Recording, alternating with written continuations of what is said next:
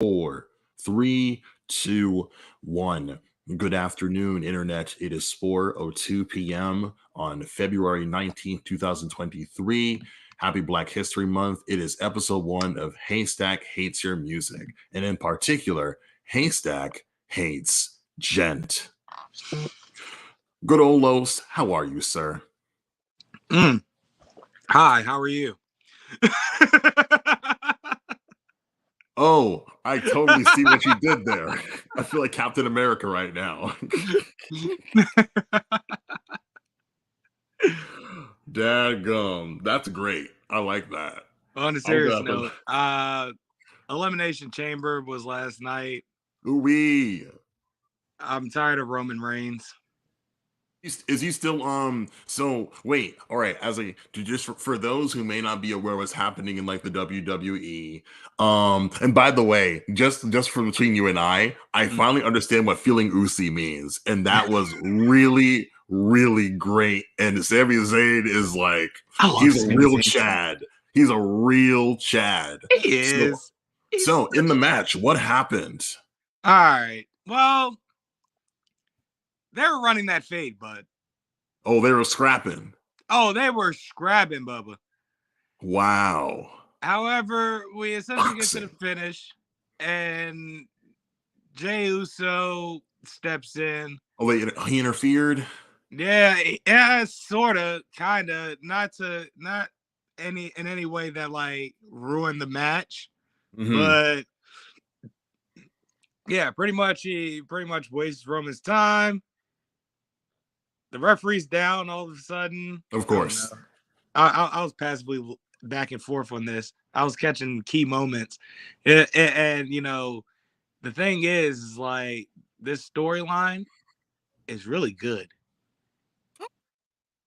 There's still some gas in the tank.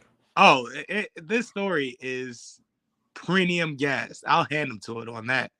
It is, you know, the old wrestling angles that we grew up on for the most part. It's good stuff. But goddamn, Roman Reigns has the charisma of Steve Woods and Why Did I Get Married? Ooh. Exactly. Swan from the Warriors. Yeah. Oh. Exactly. I don't dig it. A paper bag. And everyone thinks it's cool. Nah. To be honest with you, I don't buy the idea of Roman Reigns as like a heel. I don't. I do. You know more than I do. But on paper, it doesn't sell to me. I mean, yeah, but also no. Like, I feel like Roman Reigns is kind of like egging on the gimmick. Like, if he scaled back on the gimmick a little more, it'd be much better. Sure.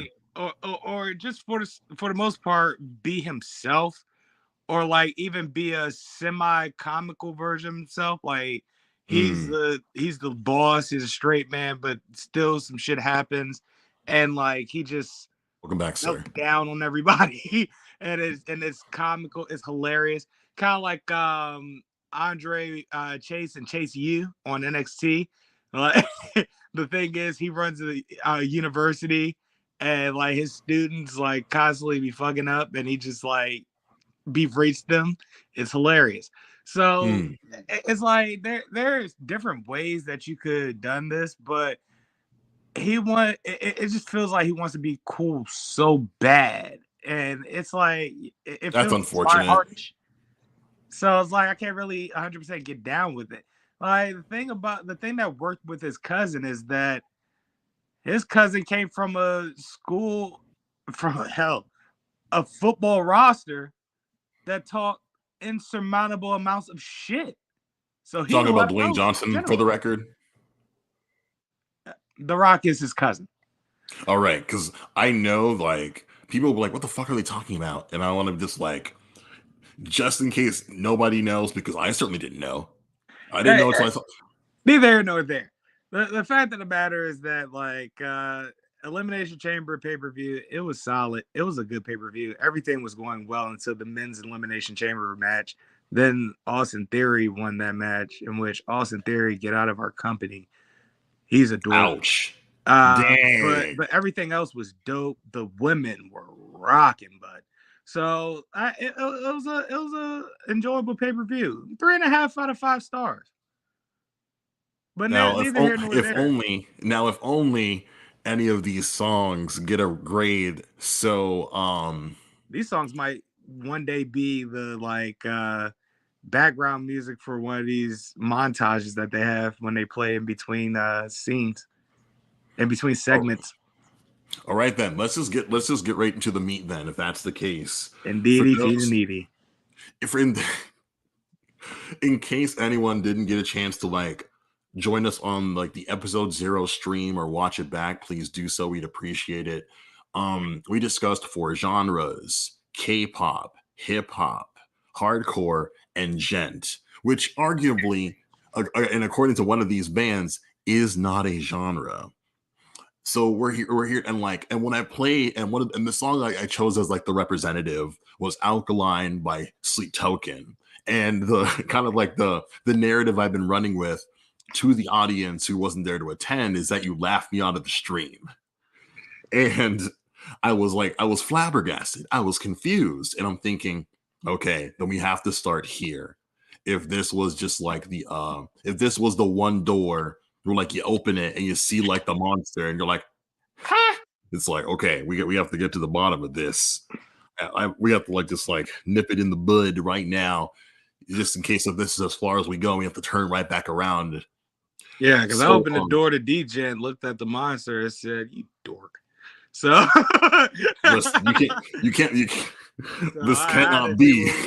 Yeah. This man is breaking the fourth wall. I'm astounded. I'm beside myself with sadness and confusion. So all right, what? So I went to war with Djent, and some pretty fascinating results. Fascinating. Good. I like that word. That's like the word that gives me hope. One of the guys at my job who works over the overnight shift, I'm like, yo, I'm about to play Good Ole Los some djent. And he's like, all right, cool. What's the lineup? That's holding the bands. And he said, you fucked up, buddy. And I'm like, whatever do you mean? And he's just like, he like walked off with just like shit. It was just disgust. Just like, left you in suspense like that? Oh no.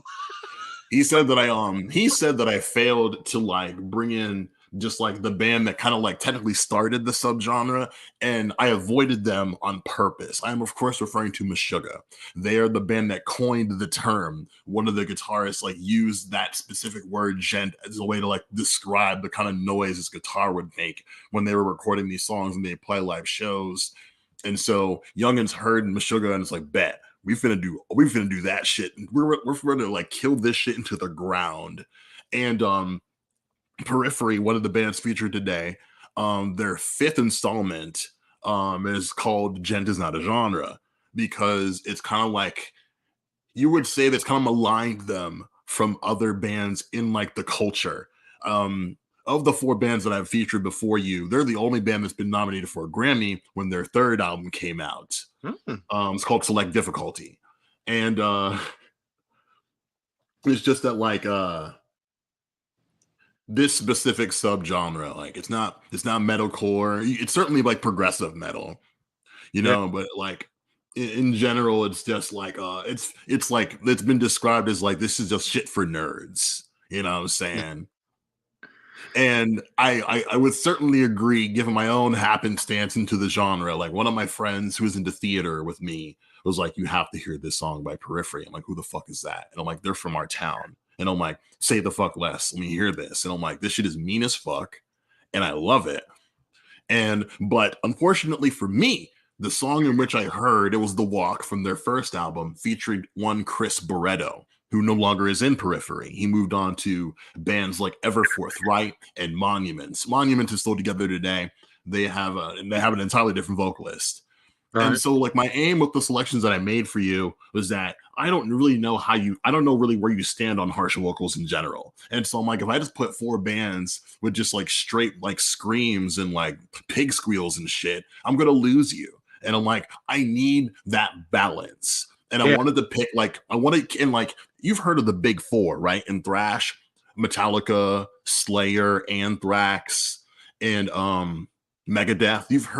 You're familiar with like the big four, at Didn't least know they were adjacently, right? recognized as a big four, but I recognize all four of them. Yes.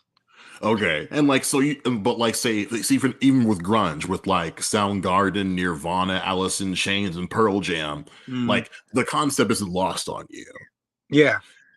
For Djent, it's a little harder to pin down, and like it's a conversation that keeps being had over and over again, and I love it because at some point, like when we're old, they're like history will show like who stood out from the rest of the pack and was putting up consistent work. And of the four, I gave you two of the big four in my estimation: Periphery and Tesseract, as far as just like consistency of sound and being around the longest.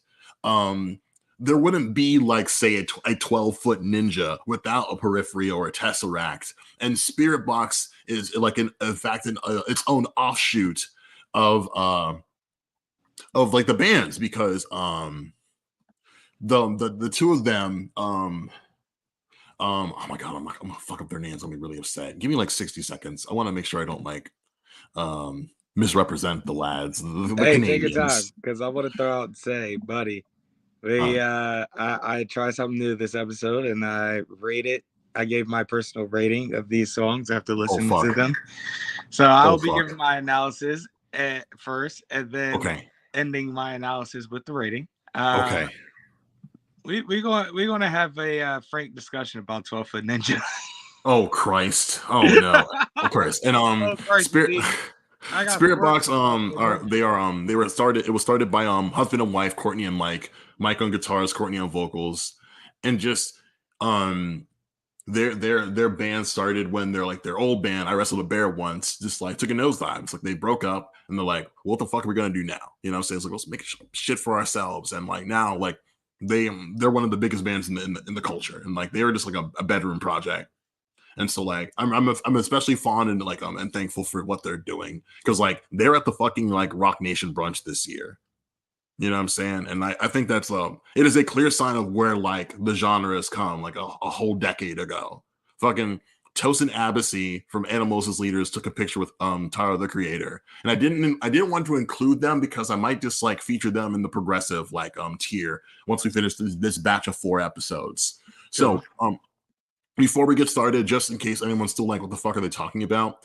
If you go to the description, you'll find the playlist for Haystack Hates Djent, including but not limited to Icarus Lives by Periphery, Dystopia by Tesseract, One Hand Killing by 12-Foot Ninja, and The Mara Effect Part 1 by Spirit Box.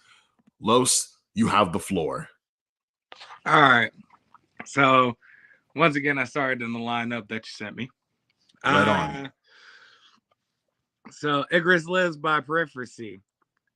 I like my screaming in dosages, sure. Sure. That was literally one of the notes I took. I like my screaming in dosages, sure. Okay.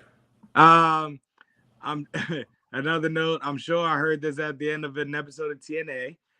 And who doesn't enjoy double beated bass? Yo, shout out to my boy Matt Halpern. Yes, sir. That being said, I gave it a 6 out of 10. Nice and balanced. 6 out of 10. Above average. I'd like probably, if it came up on YouTube Music and I was in the mood for it, I'd probably stick around for it for a little while until I go, all right, I'm over it, and like switch to some hip hop. But of course, it'd be through like, what was it, like a 4 or 5 minute song? We're talking about 3.5, 4 minutes. A certain part that'll make me go, it's down and on me. I'm over it. But good song nonetheless. I just so for folks who don't know, for any Mocha-ites, for any like DMV listeners, Periphery was like based out of Bethesda. What? By one Misha Mansour. And like he was just like a dude who posted music for fun online and worked at like Circuit City. It was like, oh, this shit's not gonna pop off. It's whatever. Like I just make this for myself. But the community's like, so when are we getting the album?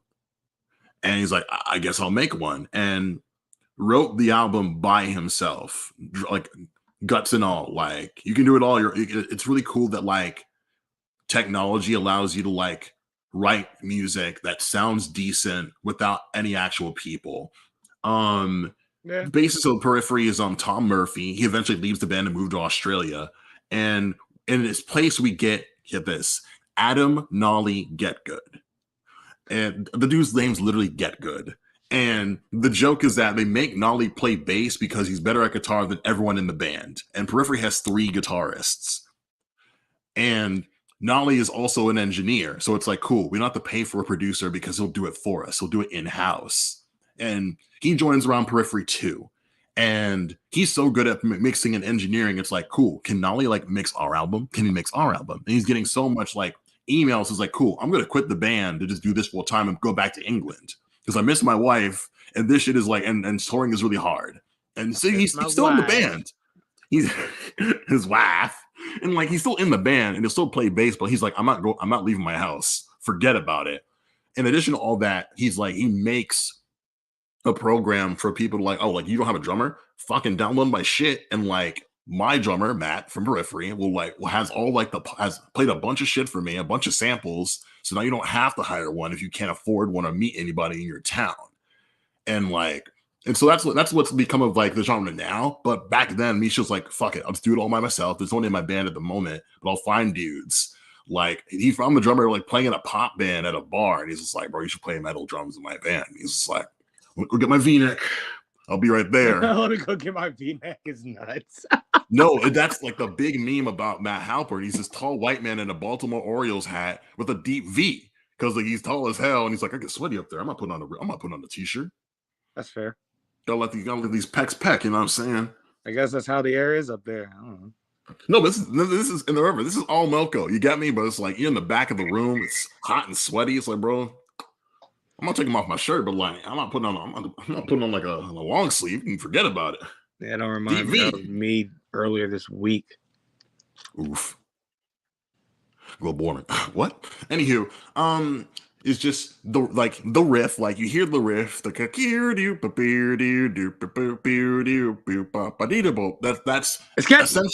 that's essentially like Djent in a nutshell. And I kind of fucking regret it, but Veil of Maya has a song where like, and they have like their third album was produced by Misha, who's the lead guitarist of this band, and they found like this guy talking shit about Periphery. And yes, it is now 4:20. Oh shit! Let me go find my doobie. Well, I was going to turn my camera off, but it would have been too obvious. Besides, I had to wake up to take a leak this morning, and it was like 4:15. So I was like, "Fuck it, I might as well stick around for it." Mm-hmm. Yes. I'm already 4:20. You got to do what you got to do, and for legal purposes, this entire conversation is parody. Or maybe it isn't, brother. No. No. My client is innocent. My client is innocent. He gave Periphery a 6 out of 10. So it's legal to me. I don't know what you're talking about, sir. As far as I'm concerned, we're talking about Djent still. Djent is most certainly legal. You ever heard license to carry? License to Big Junns. All right, let me stop jeopardizing you. I don't know, sir. I don't know what we're talking about. I don't know what we're talking about. I'll move on to the next song only because if I don't stop now, I won't for the next half because I'm very like just like personally like biased to an act who I find to be extremely compelling, and hopefully when like Periphery 5 drops, they get nominated again for an award, and all will be well. Track number 2 is Dystopia by Tesseract. Okay, yeah, I'm gonna let you do what you do, like, because I've been trying to like get you and Hendrix from Gorilla Gang to like check this album out for a minute. Now, here are the notes, right? I said, okay, Djent as a whole is gonna take me to a wrestling montage in my mind. You got it. Said the general tune to this cranks, but sometimes when it breaks down, it makes me go, "Aw." I see. I see. I said, I love a good song right out, but I was not ready for them to bring it back in to bring it back home. Ooh. I said, yeah, nah, 9 out of 10. This may fuck around and find its way into my super mix on YouTube Music, and literally it has. Okay, I got one. So you got Y'all one haters out of can't tell me. me shit. You got one out of me. I'll take it. I'll fucking take it. I didn't here's like the Achilles heel for Tesseract for me. Great songs. Daniel Tompkins is an outstanding singer and like a great harsh vocalist as well if he wants to bust it out. Like the song that they're known for is 10 minutes. And I'm like, again, if the songs are too long, I might lose Los, and I didn't want to do that. The Freebird playing motherfuckers. No, literally. Okay, They're so with a heaven ass motherfucker. I'm gonna talk about it. I'm gonna fucking talk about it. There's a band in the genre. They're called Leprous, and the drummer put up like a playthrough from like their recording sessions, and the song was called like "The Sky Is Red," and the song was like 10 minutes, and like it's I believe it's the drum track that makes it onto the album. And I'm thinking, who's gonna watch like a 10-minute drumming video? Me, because that's He said that's me. Listen, and I'm like, let me see this boy play, and like at one point, like he's playing the breakdown of the song, and his go-to symbol is behind him, and in the comments like, why the fuck did he put it behind him? And he answers saying, I hit it too much, so I'm trying to like wean myself off of it, but he had to like turn his whole body to hit it, and he misses a hit, and he's just like, and I'm like, y'all left this shit in? And because I watched the playthrough a lot because it's just like he's such a compelling player. I listened to the song, like, this is definitely the same fucking session. And I guess like the mixer was like, we have to keep this. We have to keep this. Some things are just like some things that genuinely happen organically like that. You just gotta keep it, because if you don't, you're it's going to be a memory that you're going to remember wrong and rose-colored lenses, and so like you can't go back to the tape. Going back to the tape is always something that you should be able to do, if we're being honest. And that's one of those moments where you can go back to the tape and be like, yeah, nah, I'm glad we had this moment and kept it. Nevertheless, again, definitely a 9 out of 10 song. I actually let's fucking go, dog. Yeah, that's a solid rock song, definitely. I might fuck around before I apologize for cutting you off. There was a point when like Dan left the band and joined another band in India called Sky Harbor, and they're also really good. And they cranked out a couple records before he ended up leaving Sky Harbor, went back to Tesseract. But I may have to just send some of that shit your way to see if the difference means anything to you at all. It was it's super fucking good. He's definitely one of the best vocalists in the game. And this is like you can probably see why I consider like Tesseract to be like in the big four of like this specific subgenre and things of that nature. Mm-hmm. So let's go from England, from Bethesda to Australia with 12-Foot Ninja. And I have to explain myself what's happening here. I have to explain myself. You might want to buck the fuck up for my analysis. That's what you should be worried about. Oh God. You know, let's rip the Band-Aid off together, sir. Give me the Carfax. All right, so I let you in easily because they have a whole like fucking minute-long pre-song interlude that at first made me go, "What the fuck is going on here?" But then as I'm listening along, my first note, I was like, "Man, these guys have been fucking busy." Yeah, been busy, mate. Okay, like all the I've been busy jokes they had were striking. I was like, damn, this is good stuff. so maybe go, all right, this song might be dope. Boy, was I fucking disappointed, Duck. I had no other notes. I had 2 notes. Man, these guys have been fucking busy, LMAO, and then yeah, ... Nah. 3 out of 10. I can't quite put my finger on it. I just can't get down with it, bro. What the actual fuck? I couldn't do it, bro. Like I try to sit there. you ever like try to figure out how like you try to catch the rhythm? Like you trying to how is this shit working? Like and you can't really catch the shit. I couldn't catch the shit. Like it made me go, nah, it's too much of nothing going on here. Like I don't know what's happening right now. You know what? I have a request for the audience. We have about maybe like one or two folks watching the stream. For those who may watch this episode later in life, when it's like up for a month or whatever the fuck, I have a humble amount. I have a humble bounty of 252 subscribers. I need at least 10 people to listen to this song and tell Los that he's full of fucking shit.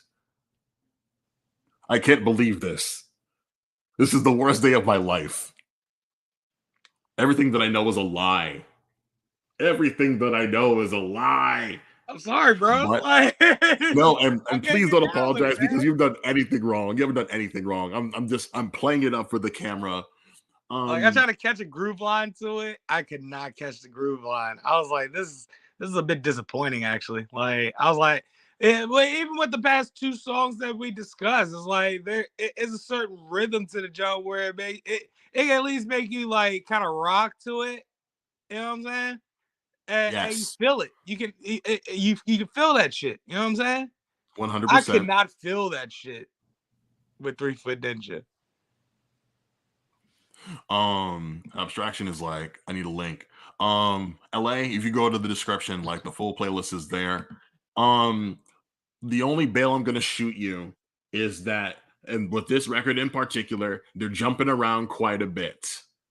Yes. 100%, they're jumping around quite a bit. I would say at least 3 times, like the time signature is changing. And I'm no musician myself, so I could be full of shit myself. But like, there are 3 specific moments that aren't like that stand out for one another. That is 100. I was hoping that like this silliness would be more appealing, but now I know that okay, nah, like I can play it serious with Los. Now this is good information for me because Hey man, they're the pre song interlude was fucking comedy. I enjoyed okay. that So you like that? I was hoping you would like that. I was hoping that you would like that, for what that's worth. You know what I'm saying? But and otherwise, it's that's like 100%. That's 100% their thing for sure. After listening, because oddly enough, I listened to this band because of Periphery. put it in perspective, right? Sure. You know that one song, No Love. It's goddamn SZA, Janae Aiko, Summer Walker, and Cardi B. I not heard that record, but I really want to listen to it now. That sounds amazing on paper. It does sound amazing on paper, don't it? That's because it is amazing on paper. And the charm of why it's so amazing is because it sounds like 3 different songs because all those women have have different styles. Of course, Cardi's rapping. Of course. That's the standout right there. She's the rap feature. But with Summer, SZA, and Janae, they all Wow. got 3 different styles that they're singing, Yeah. and it all works on one beat. And it sounds like 3 different. It sounds like 3 or 4 different songs on one beat. It sounds like a great posse cut. Yeah. This song sounds like 3 or 4 different songs with the same lyrics. That's true. That is 100% true. I'm not even gonna And bullshit you that there. really fucked me up. My hope was that like even if you didn't like the song, my hope was like, yo, but that jazz outro is gonna hold him though. That jazz outro is gonna hold him. I know it. It did not. Didn't even get to it, bro. God, you turned the song on before it ended. This is why we're here. This is why we're doing this podcast, Ducky. Because we knew I was going to do some shit like this. In it, at some point, I was not going to make it through a song. Not on the first episode. I Not on the maiden voyage. eh. Oh man, what? Okay, just because like I'm already like I'm running out of ammo. We're doing K-pop next, just because I know we're gonna have a lot to talk about, and I'm gonna have to like there are a lot of directions we're gonna have to go in.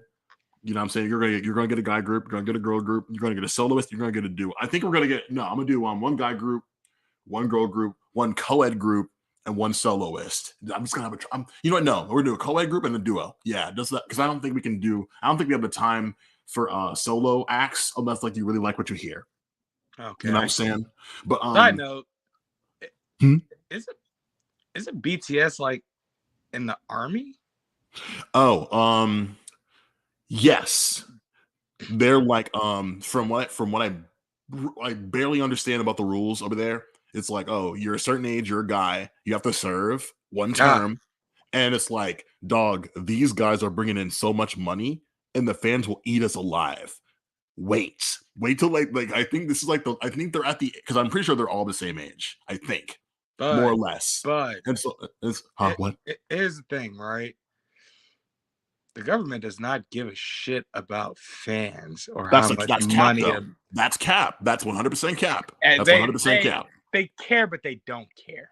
No, Right? that's cap though. That's why so much has been pushed out for the boys until now. Because now it's like dog, like it's a matter of age. It's like you got to knock that shit out. I'll say this: my favorite duo, brother sister act. The guy is like the primary songwriter. He's like, son, let me do my shit now, so I don't impact our career together. Because while he was away, you know, she was like a public figure, so she's on YouTube, she's on TV. You know what I'm saying? He's like, I'll write her some motherfucking songs she can drop while I'm away, because I'm gonna be out of here for a minute. And when he got back, I was like, how are you? He's like, I wrote a book. Oh, He was like, he had a lot of, he like even like I think he even composed for like the service where he was doing his time with. I'm like, damn, you know what I'm saying? He is Francis Scott Key. But nah, like yeah, I'm pretty sure all the boys in BTS are knocking out their service, and we're probably not gonna see them for a little while. And like, I would be so impressed if they come back and it's like, we're not doing this shit no mo. And I doubt it, but I would respect them so much. It's like I am not going to be an idol ever again. That's another. I'm glad you brought that up because that's another question I had. Right? Talk to me. They're K-pop stars. Yes. Like, there's nothing K-pop about military. Well, so obviously not. The military, optically speaking, like, where do you go from there? I would think that like public service for a couple of years definitely broadens your horizon. Mm-hmm. And to my knowledge, dog, the BTS boys been together since they're like in their like early 20s, like not probably even before they were even 20, 21. They've all been together. I think they've only lost one guy, and even he was just like, oh, I don't give a fuck with the music. That's with my boys. Like those are my friends. Those are my family. And like, so even after he left the group, that's still the homie and shit. Because he got dropped before they debuted like to the world. And shit. Yeah, and he's like, oh, I'm just my bros though. Child. Basically. Yeah, basically. But son, like I'm sure like there's no doubt in my mind that like they could, because I believe like two of the guys are like full on like for sure like straight up rappers. And so like I was certain, like I think when like if you can't like writing some bars about like serving in being in the service for a couple of years, there's a myriad of shit you can talk about. But I just think it's like, oh, like damn, I finally have my life back to myself after like not serving like the public and not being famous. It's like I'm just gonna like disappear and do my thing. And knowing the few people I know in like the fandom, they would be very like they would be happy to see them say like, oh, I'm making a decision for myself as like a man to like not like get back to like just like touring all over the world for like I don't know like 8+ years and shit. So we'll see. It's like I'm just like I want like because I remember like when I first came to Philly like 2018, and like they were neck and neck with one of the other big boy groups, and then like I think a year went by and they're just like out of here, just like everywhere and all over the place. And I never thought they were going to be the ones. And I can't even remember who they were anymore because BTS just fucking busted the pinata. I don't even know what song busted the pinata for them. It was just like overnight for me. I do. I remember the moment. It was It was the song DNA, and they played it here on like the American Music Awards. And I think that was like the biggest platform they had at the time. And then it just like kept going up for them. You know what I'm saying? Yeah. Yeah, but and to be honest with you, I feel Boys are like cold. I ain't gonna lie. Like I it's may like not listen to their music, but game recognized game. 100%. Like they definitely like I would be surprised if there's ever a group to do what they do going forward in that specific genre. I think like they've plateaued like the apex of like a boy band over there in that specific genre in that region. Ain't nobody do that ever again. Because you didn't see that in like Japanese idol culture. And like I'm only now just becoming like adjacently aware of like C-pop culture, Chinese like idol groups and stuff like that. Like I don't see a group from that region and that subgenre ever doing what BTS has done. That's the thing And though. It's how many of them in that group? In BTS? to my knowledge, there are 8 dudes. I will confirm that right now, actually, because I don't even know all the dudes by name. I know maybe like 3 or 4. Bro, they are the Wu-Tang Clan of K-pop. Oh, 1000%. That Son, that 1000%. setup is not supposed to work. You know what I'm saying? Like I don't know if you're hip to Wu-Tang and American Saga. There's the Hulu show. The Hulu show, yeah. Basically it tells you the story of how, that whole group came about. Yeah, did they fabricate some stories? Sure. But Sure. if you actually pay close attention to what's really important, like the important parts or whatever, you can piece together what all truthfully happened. So what basically RZA was once known as Prince Raheem. Yeah. That single that he put out, We Love You, Raheem, initially was supposed to sample Free by Denise Williams.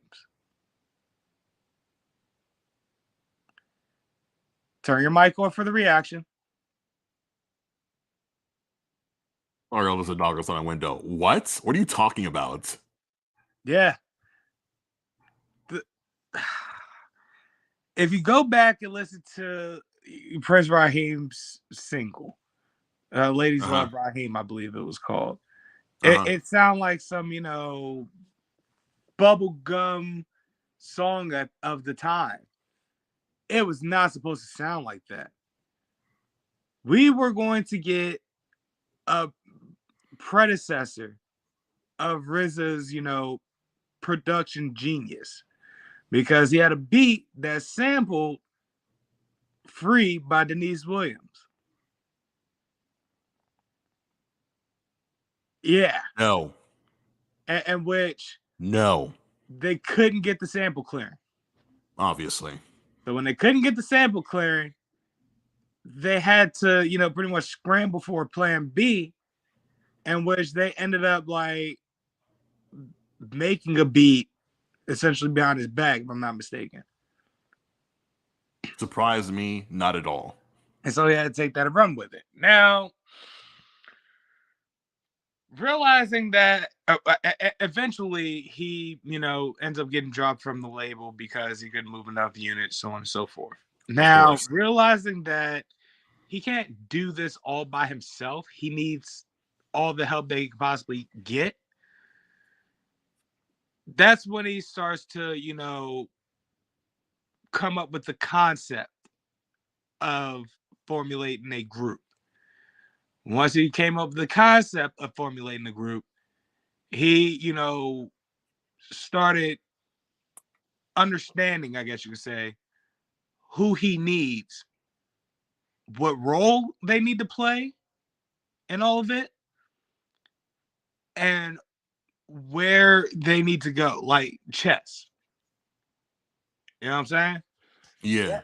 That being said, his best friend Dennis, we know him now as Ghostface.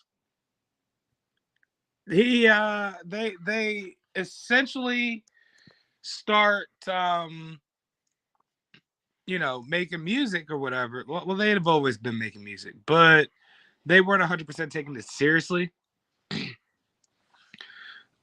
Paths cross within the group, and things aren't essentially supposed to happen. Like, case in point, they have a storyline where Raekwon shoots up Dennis's apartment, not knowing Allegedly.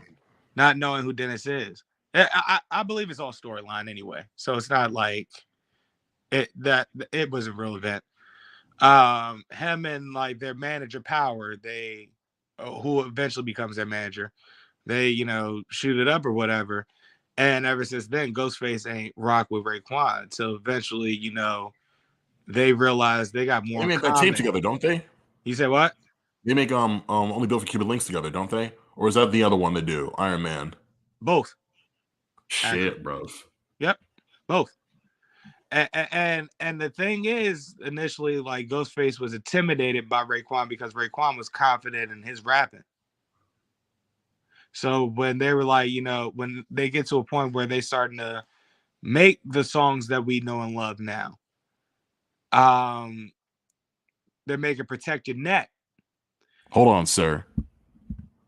First of all, that's my favorite fucking Wu-Tang song, first of all. Secondly, this only says to me that in addition to like the Mac Miller episode which you're gonna host, we need to do a Wu-Tang episode. Write that down. Because it seems to me you know way more than I do, which is kind of obvious anyway. Mm-hmm. But like I need some notes to take on this shit. Oh, you learn more as you watch the show. See, I'm about to watch this shit as well. But I'm giving to you as like they give it to me on the show. Now they're making Protect Your Neck, right? Wait. Save the content. We are approaching 444. Shout out to Hove. We only have one song left. This last one actually means something to me. We gotta give the folks what they came for. But again, since you asked, shout out to my boys in the service. Who knows when we'll see y'all again? Jin, Sugar, aka August D, J Hope, RM, the Rap Monster, Jameen, V, and Jungkook, aka Cookie. We love y'all boys. Stay safe out there. Protect your neck. You know what I'm saying? Straight up. This very last song that we have there before y'all today. Yes. The Mara Effect Part 1 by Spirit Box. Yeah. Good Ole Los, Haystack West. So give it to us, real raw rugged. Offer it. My first note is, oh shit, who's the Janis the Joplin? No, don't do that. Get out of here. No? Swing and a miss? Damn. No, sir. No shot. I got a laugh out of that. I said, somehow this is better than One Hand Killing. I don't know, man. I'm new to this genre still. I'll take that somehow. What else? So I'm pretty sure this song was at the end of an MTV reality show where there's a couple on the show and their relationship is hanging in the balance. Like, she caught him with another girl, but it legitimately was a compromising position. Like that time when Triple H was teaching Trish Stratus how to do the pump handle slam and Stephanie walked in. Hey, yo. I kind of started rambling after that. Too soon, bro. Too soon. I was like 2002, bro. Get out of here. Man, Shorty just left the company. I feel bad. Never mind. Fair enough. All in all, 7 out of 10. Not bad at all. Fucking go. Not bad at all. I like it.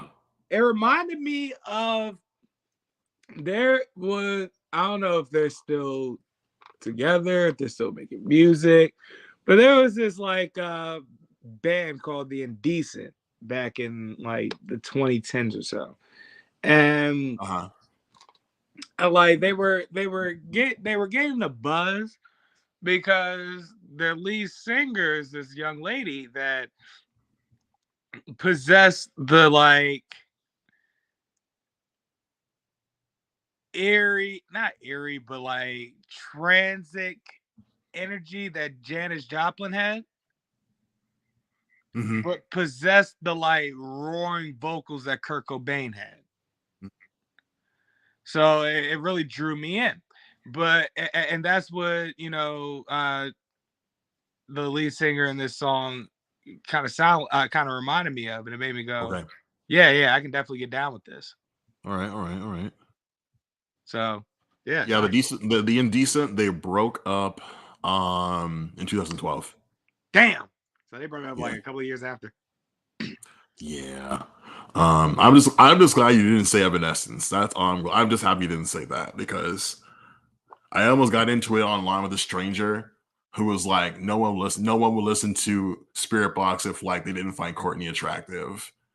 And I didn't appreciate that. Only because I followed Courtney and Mike from like their old band. And I'm glad I didn't put any of like their stuff from I Wrestled a Bear once on this particular episode because one, it doesn't fit in the Djent, and two, it wouldn't. This is the lead singer, correct? Courtney, yeah. She looked like one of them white chicks in a Chappelle Show sketch. That's all. Sir. Nothing very attractive about her. Just like, Sir, that's Mike's wife. Calm down, sir. Calm down. Hey man, that's just my opinion. Obviously, Oh, he thinks that she's Lord. the baddest chick ever. And I'm not going, knock him for that. That's love. I think that's dope. But I mean, my personal opinion, she just one of those white chicks that I'd see, out in southeast near the stadium. That's all. Not southeast near. Anywho.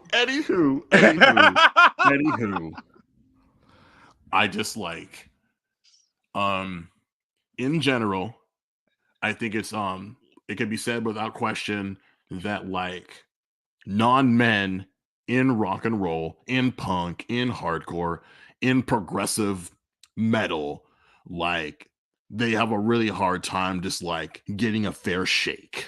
Literally on my feed, one of the hardcore bands like Scowl, their front woman, they're like, we are like, the band and was like, oh, we don't want to play shows with barriers. Get on the stage, stave dive, do what you got to do. We want you to like express yourselves.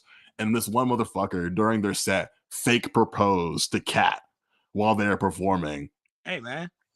And she was just like, y'all, please don't do this. It's super fucking weird. And you wonder to yourself as like a participant with music and whatever. It's like, what are we gonna fucking do for folks to just like act like they got some goddamn sense? All right, so listen, right? You know how we'll be on Twitter and we'll like, see pictures of celebrities and we like say the most horniest down bad shit ever for comedic effect. Real Sucio boy bullshit. Yes. You know what I'm saying? It's all jokes. We don't really request that from the celebrity. It's just our fashion of swooning these days. There are people that actually try to carry that shit out. There's a line. You're crossing it, boys. Like you gotta. Yeah, that's way to get banned from the venue, my friend. Exactly. Like, stop this shit. Stop. Like, way to get banned from the venue. It's nasty work. That's what it is.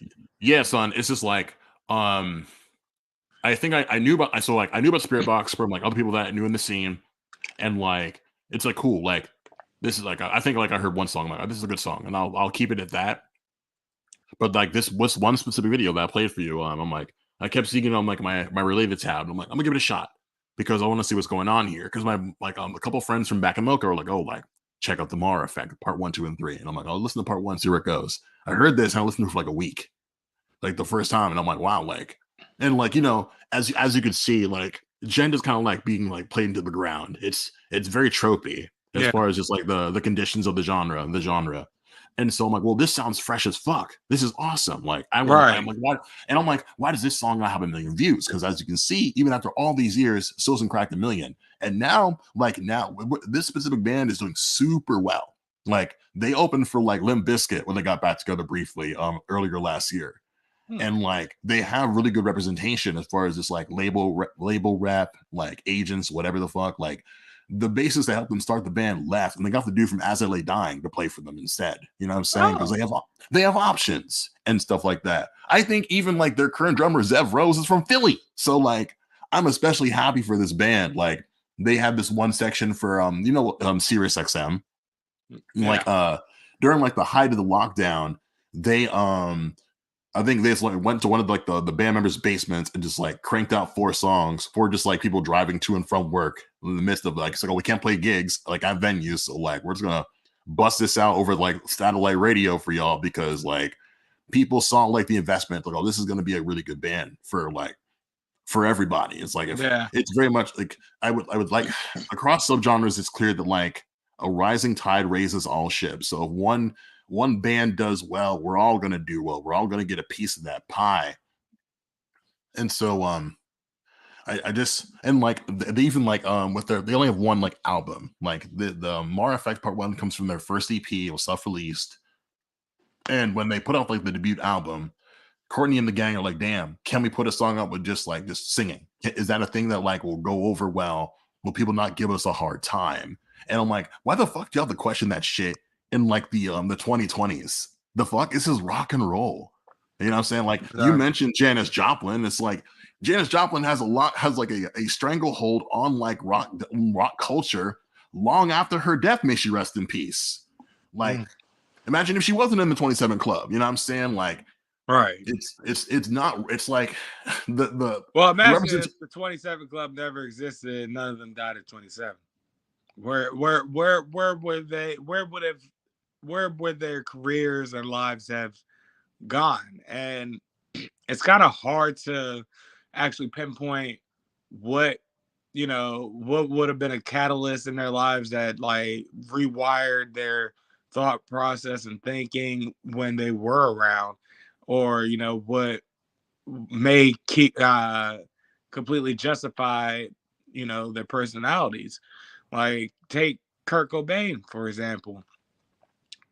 Kurt Cobain would have probably done would be doing perfectly fine in today's society as He'd be a far full as time fucking father. I guarantee you that. Like he wouldn't even be in a band. it. Well, no, and he wouldn't be coming back for these reunions either. It literally just Did you needs see that Dave. fucking picture of Nirvana at the Grammys getting an award?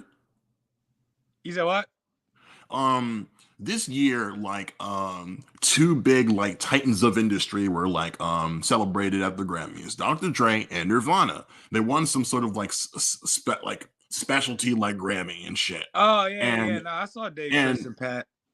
yeah, and so like one person points out, it's like I imagine they must have had a brief conversation of, dog, remember when we were actually nominated and they gave it a fucking U2, but they're like one of the shitty albums they dropped, instead of just like putting the band in position, because like they're already killing it at like the height of their powers, but Yep. like had like they see like, and like even Pearl Jam when they won their fucking Grammy, like get the fuck out of here, this bullshit doesn't mean anything.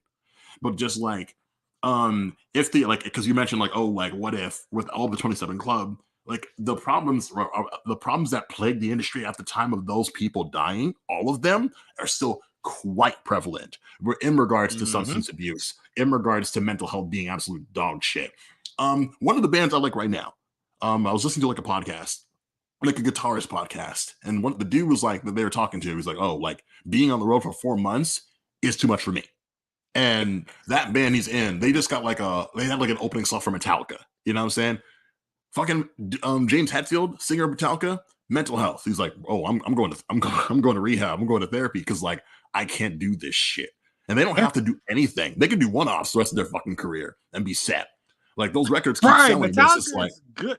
You know what I think about every once in a while now that what's it that? was brought to my attention like recently.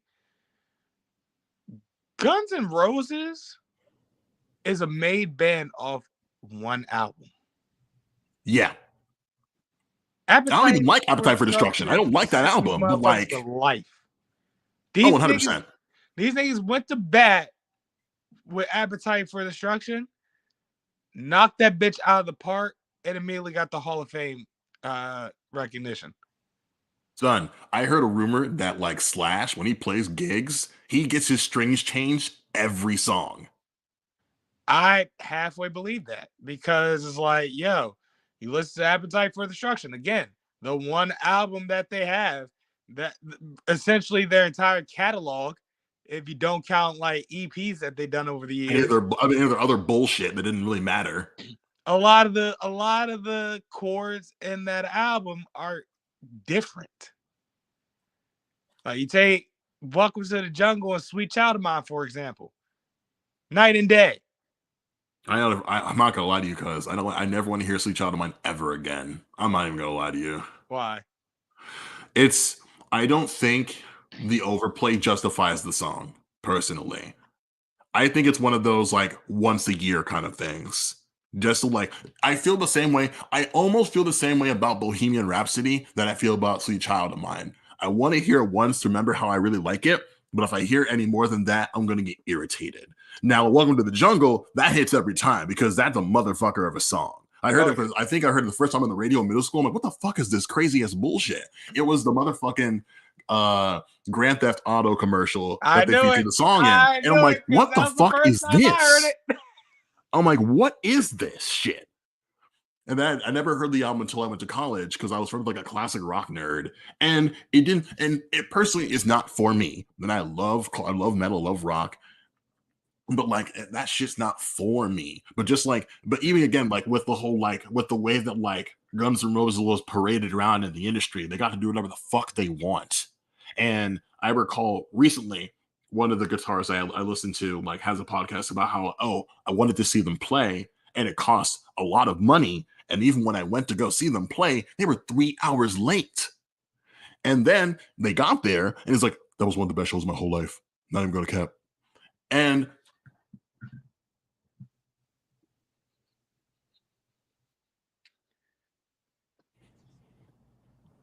Guns N' Roses. Handshake emoji. Handshake emoji. Miss Lauryn Hill. Listen, I'm not trying to get sued, so let's get the fuck out of here. Jizza, take us the fuck out of here. Hey, bring it home. Hey, y'all did it bad. Everything we said about Guns N' Roses, you literally could say the same thing about Lauryn Hill. One album, shows on Lakeshore shows, but they're amazing ass shows. Listen, just if anyone hears anything about this shit, like I'm banging with Lauryn Hill. All right. I said nothing but the truth about Lauryn Hill. I love Lauryn Hill. The Miseducation of Lauryn Hill is one of the most integral albums, and human history. To be completely honest, a black person's life, namely a black woman's life. We have that shit on cassette. Shit bangs. But it's the only album she put out by herself. So herself. Let me not get jumped in the comments. Let me not get jumped in the comments. Don't get me started on the score. Look at here. That's an amazing album. Shut the fuck up. We're done. I love this. Look, y'all. Before it's Black History Month. Like Black Power, first of all. Thanks to like Good Ole Los for like spending some time with me. Taking a moment out of his very busy schedule, working his fingers to the bone. Workers of the world unite. There's a lot of fuck shit going on in the world. If I can make it a little serious. The name of our show, Haystack Hates Your Music, it's all jokes, it's all laughs. But like two things that we actually hate. We hate lack of humanitarian aid. So you'll find in the description a organization that's actually like putting in the work to support Turkey and Syria after that like devastating earthquake. We hate a lack of humanitarian aid. I saw a clip on my TikTok of this dude who got rescued from the rebel, and someone called like his brother. And I don't speak a lick of the language they speak over there, but his brother was just like, he was just gone. He was devastated. Like, bro, where are you? I'm in the hospital. I'm good. He had like a neck brace on. He was not good. He's like, I'm good. I'm cool. I'm And he's fucked just up, but I'm alive. yeah, like he's crying, like, "Oh, your wife and kid, they're good. We're gonna bring them to the hospital for you. Are you good for real?" It's like, "Yeah, bro, I'm fine. I promise." Like he's kissing the guy's hand. He's holding the phone to him. He's like, "Bro, thank you for calling my family, bro." Like, you Yeah. saw you saw pictures of him like in the hospital bed, and I'm just like, "Son, I don't."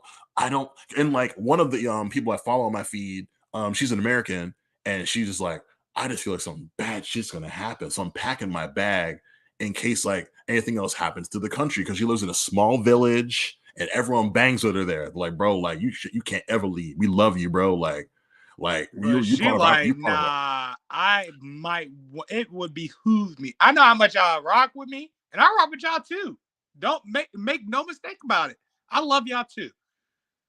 We should get up out of here. Nah, it was just like it was just on some like yo, be prepared shit. If you live on like the west coast of the states, you live in Japan, like don't get caught slipping. Have like a bug out bag ready, and I just I and I think it's like my hate for lack of humanitarian aid is like, oh, like I hate that like we let like the world we live in come to a point where like, oh, like you could get caught blindsided where you I didn't even think that like Turkey would be hit by fucking earthquakes. We didn't learn this shit in fucking school. The fuck? Yeah, that's the thing about tectonic plates. They're very unpredictable. That's what I remember from school. So That there's too. that. I'll give you that. I'll fucking give you that. So like, yeah, the Sakat Foundation, they're like they're putting up work. And so if you like if hey, tax season's around the corner, you want to like feel good about yourself and shit, you can donate to them. I also have a really amazing like disabled people advocate Tinu in the description so you can like donate to her and what she's working on and stuff. I Mm. also want to like shout out big ups to East Palestine, Ohio. I heard about that like really scary. Did you hear about that scary ass train explosion over there? I did, amongst other train derailments that have been going on over the past month or two. Listen, like the rail workers of our country were ready to strike for shit just like this. Well, they saw this And coming. and I was just thinking, oh, like they're probably just being treated like shit in the first place, which is why they're like, yo, like stop fucking with us. And I'm like, hey, son, like I take the train to and from Maryland. I don't I don't take like megabus no more. I don't go on planes. I take the train. And so like if the workers are like, we need X, Y, and Z to do this motherfucking job, give them all the things. Bro. From what I read, there was a law enacted that required all trains to have like electronic brakes just on some safety shit that was rolled back with the last administration. And I'm just Mm-hmm. like, I don't care what it fucking costs if it's going to keep me safe. You know what I'm Exactly. saying? Like, I would love for my taxes to be delineated for things where it's like, oh, this keeps your neighbors safe. This keeps like the kids safe. This keeps like your elders safe. Son, I'm a college dropout. You don't have to explain shit to me. Just tell me that I'm down for it, son. You know what Nah, I'm saying? fuck that. I That's want to. I want a full blown description of what I'm like of every dollar I'm putting my taxes into, because what you apparently won't it get. feels like it's not really going into shit right now because I don't like the way this country's going. So See, there you I, go. I want I want to know exactly what these tax dollars are going into, and I'll be the first to tell you I may not like where it's going, I certainly don't and like that what's needs going to now. change. Listen, I'll say this and we'll shut it off. But like, at any point, when if we're done with it, like the way that this shit is going, like in general, like at any point we could be like, no more. If we all fucking came together the way Los and I come together in this show and said, nah, it's a wrap. Like we ain't clocking in. We ain't leaving the crib. We're just gonna show up for one. If we just show up for one another, just just just this one time. Oh my god! Like imagine how cool it'd be. Imagine how fun it would be to be alive if we all gave a fuck. You know what I'm saying? Like I don't like I mentioned it like one of my favorite podcasts right now on Jaded Forum. It's like being cool is whack. I want to be free. You know what I'm saying? And like Yeah, I can't be free if no one else is free either. You know what I'm saying? Like yeah, like it's very much an all or nothing sort of thing. So I don't know, just like ponder on that if you're out there, listeners. We love you very much, like in the most platonic and supportive way possible. Um, Valentine's Day was like 5 days ago. Like the love you give yourself is sweeter than any chocolate you could buy for anybody else. You know what I'm saying? If you follow like either myself or Los on Twitter, I know I have a pinned post of 14 black creatives that I love. And it's like if you aren't paying reparations to like black people in your own life, you can give it to Los, you can give it to me, you can give it to all like those artists I cited on Facebook and Twitter. Because we have like what, like 8 days left of this month, shortest month of the year. Jesus Christ, you're right. 9 days. Time fucking flies, dog. It's crazy. I'm so happy to be black. Like, I could have been like, who knows? Like, you don't choose the life that you're given, but I'm glad I'm black. You know what I'm saying? I see my people in Philly every day. I love them so much. Like, and just, I'm thankful for them. I'm thankful for this life that I have. I'm thankful for Granite State. Shout out to Granite State, Maryland hardcore band. Shout out to my boy Rockwood. You know who you are. Son, Carhartt. I'm warm as a motherfucker in this motherfucker, dog. Oh yeah, you're toasty.